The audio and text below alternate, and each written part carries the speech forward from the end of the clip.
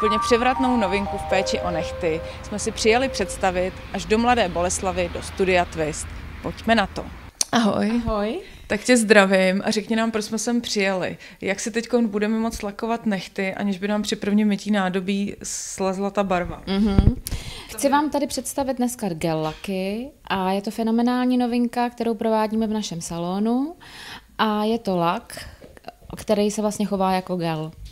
Je to lak, který kombinuje přilnavost gelu s jednoduchostí aplikací laku. Takže si nebudeme muset dávat už takové ty gelové nehty a vlastně na svoje nehty akorát rovnou naneseme barvu v gelu. Ano. A jak dlouho vydrží? Vydrží to určitě několik týdnů, třeba 3, 4, podle toho, jak ten nehet odrůstá. Já sama to mám 3 týdny, je to teda už odrostlé, ale je to stále lesklé, nepoškrábané, pěkné. A jak ta celá aplikace probíhá? V čem se liší od těch gelových nehtů nebo běžné manikury?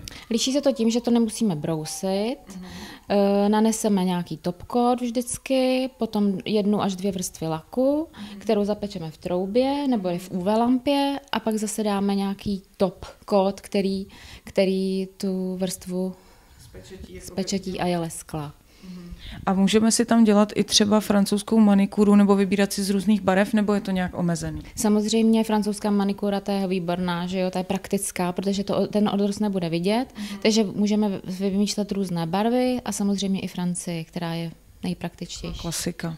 Takže vlastně tam je neomezení, tam se mění akorát ten způsob aplikace, jinak vlastně si můžeme vybírat jakýkoliv odstíny a barvy. Ano, všechny barvy. A jak jsou spokojené zákaznice s touto novou metodou?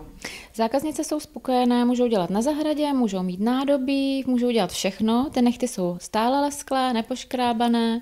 Maximálně teda zase zákaznice přijde na odlakování, vyměníme barvu nebo dáme Francii a zase prostě má 3 týdny volno. Takže už si to zákaznice poměrně oblíbily tady. Určitě, samozřejmě.